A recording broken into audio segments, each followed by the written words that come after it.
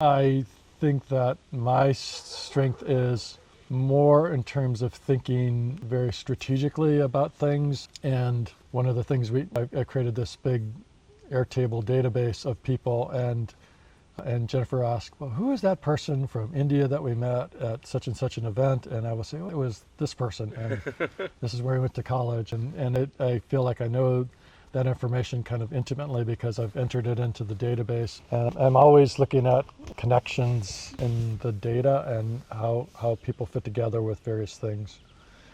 The reason we created the Butterfly Effect Fund was it was really an outgrowth of the Day to Breathe activities. And when we started the Day to Breathe, it was really because we had a home in San Francisco that we wanted to put to good use. We had moved to Maine. We could have sold the house, but we felt like there might be a better, higher purpose for the house. And so we started inviting leaders to the house. And we didn't call it a Day to Breathe at first. That emerged organically from what we were doing.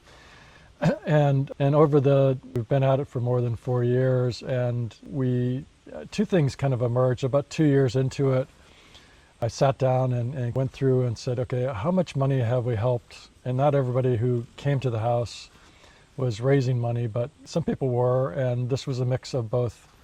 We started off with a nonprofit focus, but then we quickly found that there were a lot of people doing interesting for-profit work.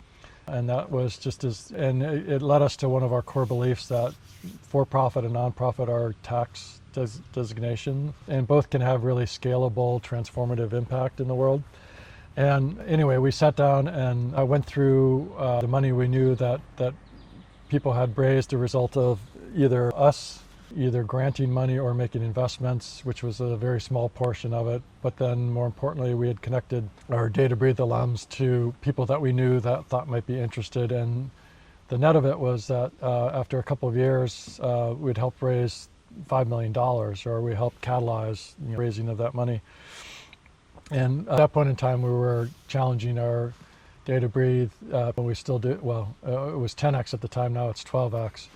And we thought, well, we should do the same for ourselves. And how do we scale up to 5 million over 2 years to 60 million, for instance? And we struggled at that for quite a long time because we couldn't quite find structure for it. And then we were into this idea of community wealth building, and that we could create a nonprofit entity that would be to fund through this nonprofit entity. And furthermore, we could make grants, we could make recoverable grants, which is basically like a loan, but if a nonprofit entity could pay it back, that's great. And if they couldn't, it's the end of the world, debt, investments, and furthermore that all the money would flow back into the fund.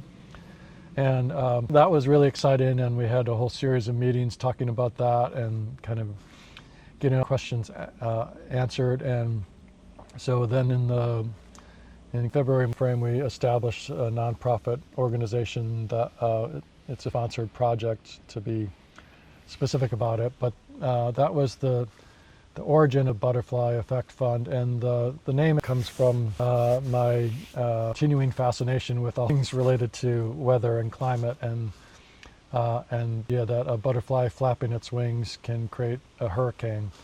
And obviously, every time a butterfly flaps its wings, does a hurricane develop. But the notion is that can happen. That small positive changes can ripple out and have really big impact.